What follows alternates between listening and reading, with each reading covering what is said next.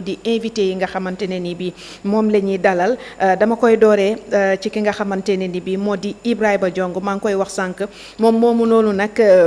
nekkoon na fi président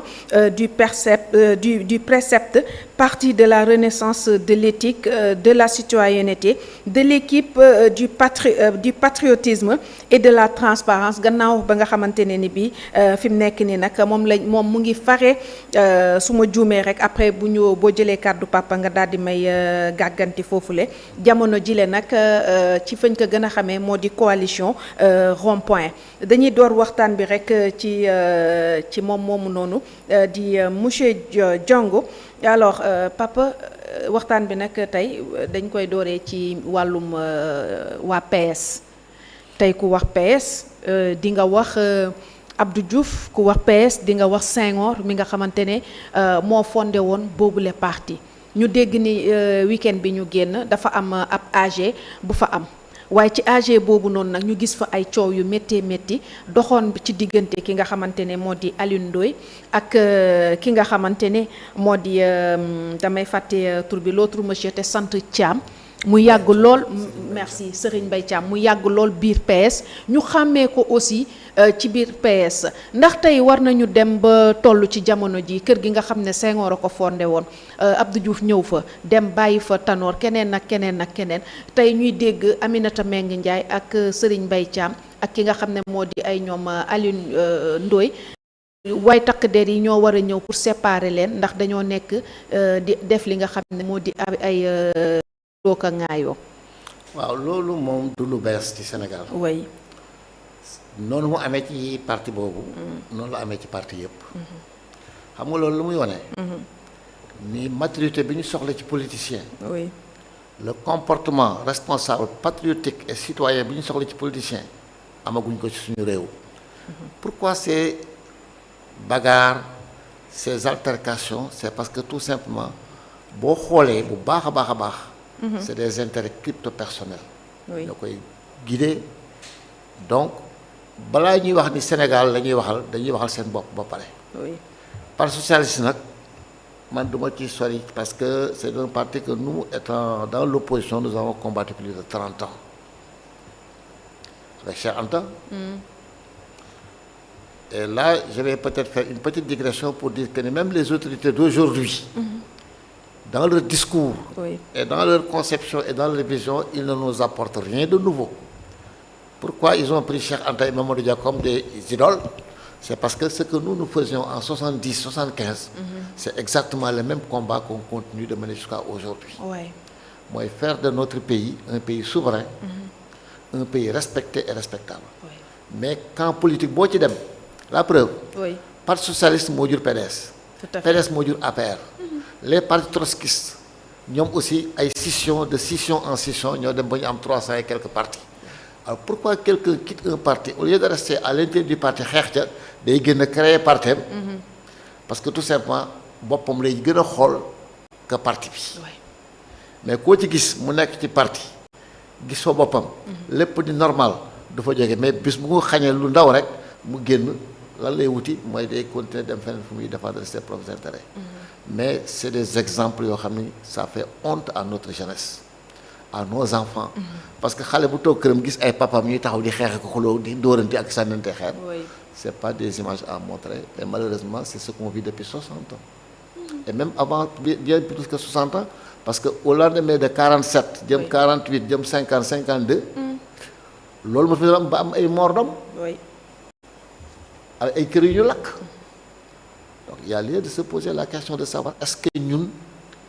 war nañoo continuer di nekk situation de noonu pour ne pas monopoliser la parole. donc ça c'est le propre presque de tous les partis politiques. waaye dinañ ci ñëwaat dañuy ñëwaat ba tey ndax mbirum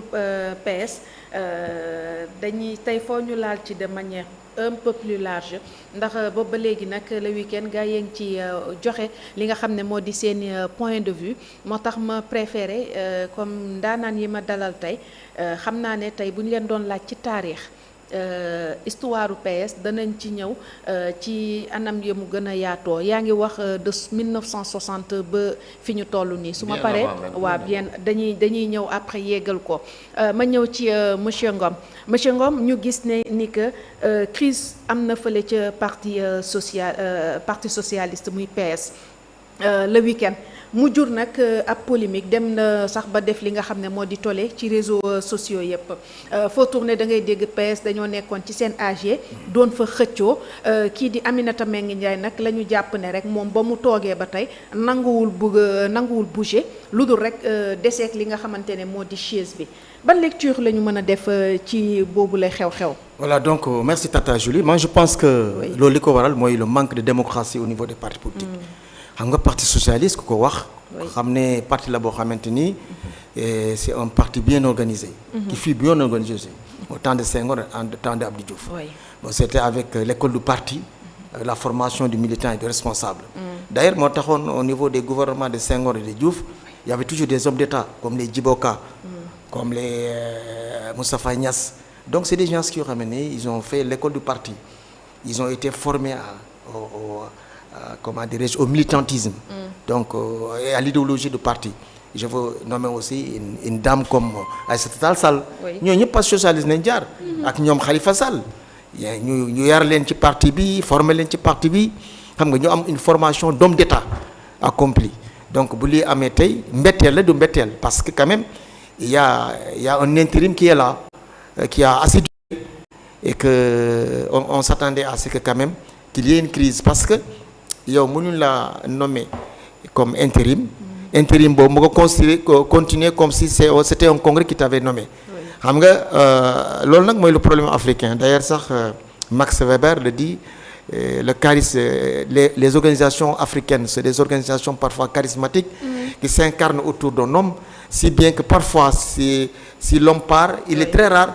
que l'organisation survive à celui qui l'a créé ou bien à son leader charismatique. Donc boo demee parti socialiste c'était Senghor bi Senghor demee Abdou Diouf bu demee c'était Tanor Dieng depuis le départ de Tanor Dieng jusqu'à présent qui fut un grand leader un grand rassembleur un fédérateur depuis ba mu demee ba léegi yàlla na ko yàlla yërëm le parti socialiste connaît des remous d'abord c'était le cas de Khalifa Sall après Khalifa Sall il y a l'histoire qui est récente mais ni ñu ko ñaawlu nag parce que quand même parti socialiste est un exemple de parti bien organisé où le militant est bien formé donc wax dëgg yàlla bu li amee mooy manque de démocratie bi nga xam mi nga commencé am ci parti boobu te loolu amu fa woon bu njëkk c'était un parti bien organisé un parti bien démocratique où quand même les postes étaient disputés à travers des congrès mais depuis suñu yaay Aminata Mbengue Ndiaye depuis ba mu jëlee l'intérim ba léegi c'est des problèmes parce que moom aussi dafa mel ni jusqu'à présent il est incapable d'organiser un congrès pour quand même que la relève puisse se faire de manière démocratique. Parce qu'il est temps aussi que quand même que le Parti socialiste renouvelle sa classe son leadership politique quoi. Il est temps quand même. Oui. Il est temps qu'il y ait d'autres personnes à la tête du Parti socialiste parce que le Parti socialiste est un grand parti. Et moi je suis de l'opposition. Ouais, je suis de l'opposition, je réaffirme mon ancrage dans l'opposition. Oui. Moo tax na dans le cadre de l'unité de l'opposition si on voit un parti qui peut jouer un grand rôle vraiment am problème yooyu wax dëgg daf ñuy metti ba je les appelle à la réconciliation aux discussions xam nga au partage à la communication pour dépasser les problèmes et aller vers un congrès c'est un congrès qui va les départager moi je pense que c'est cela oui xibaar gi ñu ci jot sax ba tey Papa Ibrahima moo di finalement ki nga xam ne moo di Alioune Ndoye ak le monsieur Thiam Serigne Mbaye Thiam dañ leen a mujjee seppi ci parti bi le ndax loolu war na mën a yomb dañ doon jotee léegi xëy na ñu jot xibaar ni dañ leen a seppi ci boobule béréb ndax jàppaloo ne sunu yaay Aminata tamit dafa war a def comme ni ko monsieur Ngom waxee woote ab congrès bu tëggee congrès ñu xool kan la ñu choisir ñu daal di koy tabb mu daal di diriger ndax nag PS comme ni ñu koy waxee kër la boo xam ne Senghor a ko sancoon boo ñu ci mënee ñëwalaat sax boo daanelee foofu dinañu gënal lool. xam nga boo nee Senghor. da ngay am benn vision buy egsi mooy ku am poigne ku am responsabilité am lu mu mën ci ñi mu yilif ñu am lu ñu ko ragale Abdou Diouf nekk na fi ba jóg mais Aminata Mbengue bi muy installé wu ñi nga xam ne tey ñoom la nekkal en face ñu am ay difficulté bi muy toog ñooñu dañ ko doon xeex mu rayante ba toog donc ñooñu du mën a neexoo ak ñoom te bu sañoon tamit buy dem ñooñu duñ ko remplacer foofu laay waxee ni même le mot homme d'état bi ñuy faral di utiliser pour ne gêner personne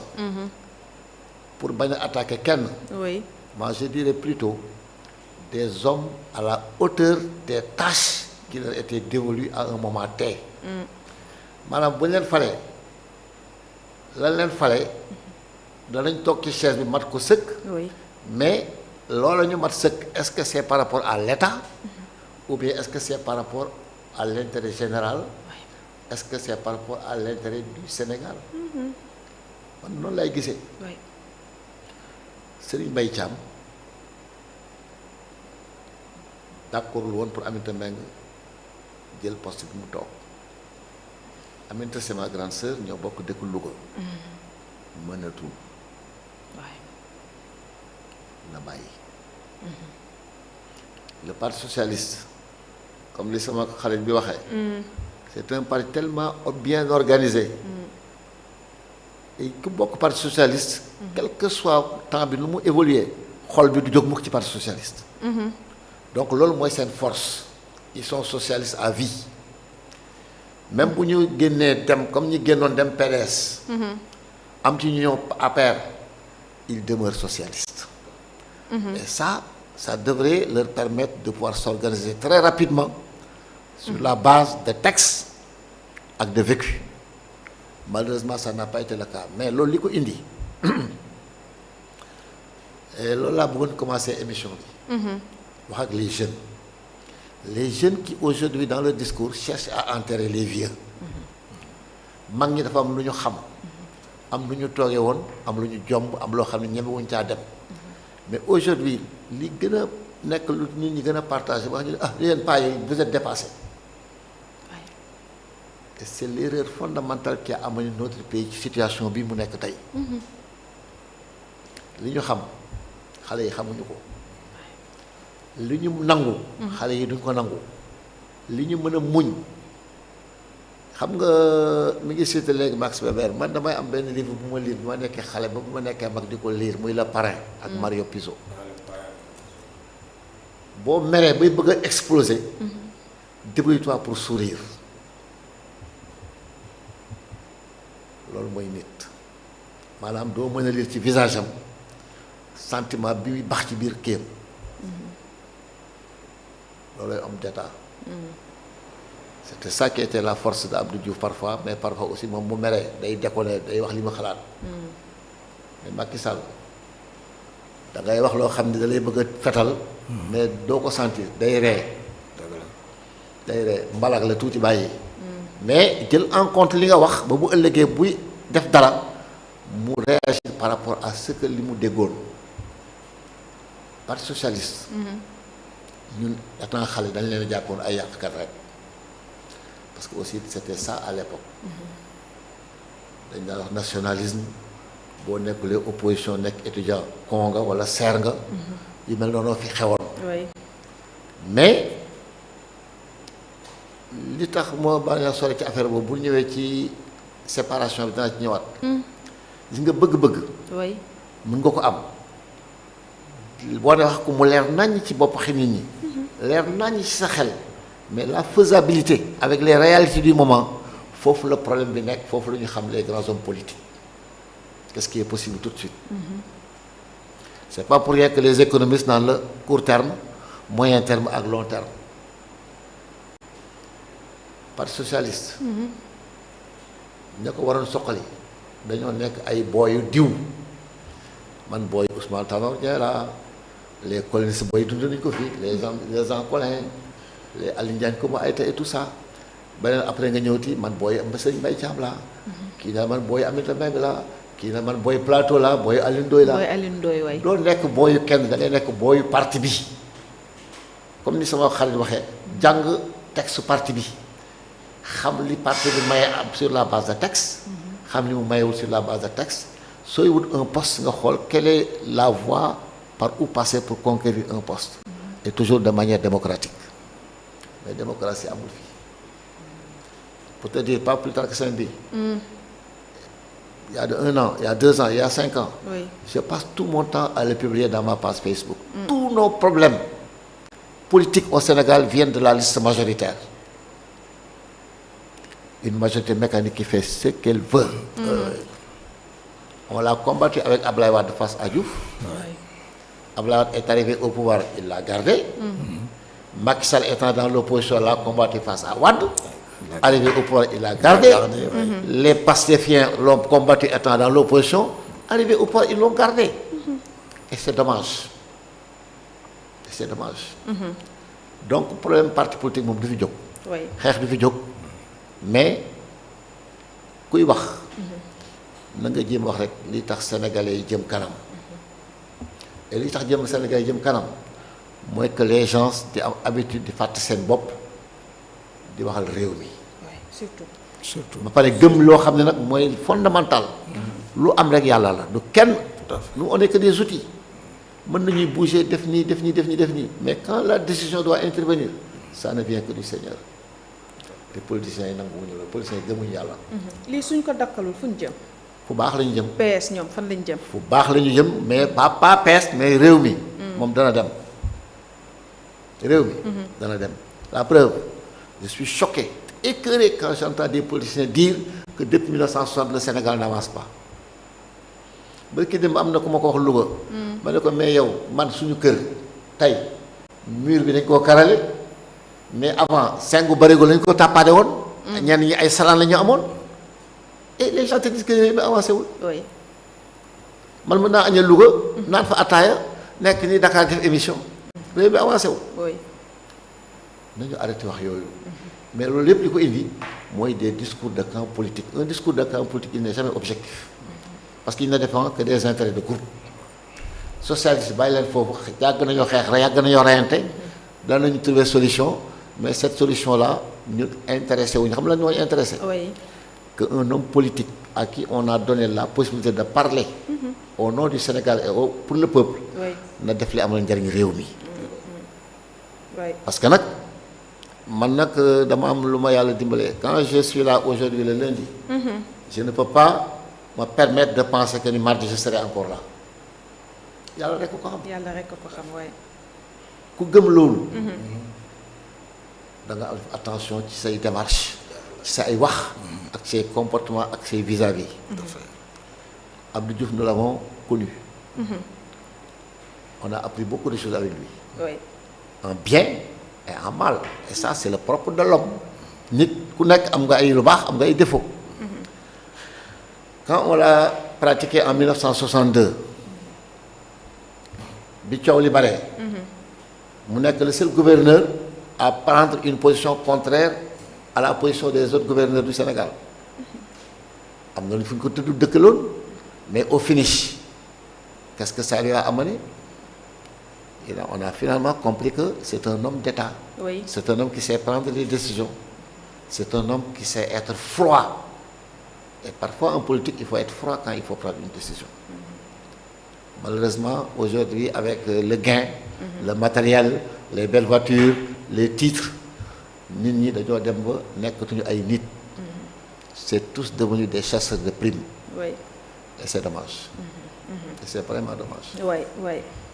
en tout cas c'est dommage parce que nag bu ñu waxee ni PS TPS PDS ñooñu autant dañu amoon li nga xam ne moo di ay école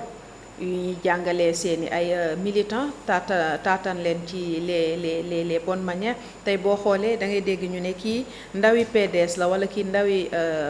PS bu ñu waxee rek foo nga taxaw daal di ne waaw kii li mu wax bu ñu toogee nag ba dégg loolu nag mon oncle nag day xaw a yéeme lool moo tax ma ne ndax chaise bi tamit jar na ko donte comme li nga ko wax tamit boo waxee dañ koy nangu am na ñu ko doon xeex ay jamono ba mu dem ba toog ci waaye nag toogaay bi yàgg na lool te nag c'est le moment yaa ngi koy wax. léegi mënatul waaw mënatul l'amour est desservi. merci mënatul xam nga bu ñu demee tey ba Aminata Mbengue Ndiaye toog ñuy sànni foofu ay xeet di saccager di yàq ay yëf waroon na ko mën a fente nag ndax wax dëgg fa yàlla yàgg na ci mbir yi te boobu ba léegi ñoo ngi xaar mu daal di organiser li nga xam ne moo di congrès ñu jox xale yi seen chance. sama xarit moom gën a nekk terrain. Est-ce que le PS a un avenir aujourd'hui dans ce pays? Bon, moi je pense que comme tous les partis politiques moom mën na am avenir bu fekkente ne renouveler na ay base am renouveler sa direction parce que xam nga parti du moomeel. parti du moomeel moo tax bu la yàlla defee ci boppu parti da nga war a jëfee démocratie yemale ñëpp.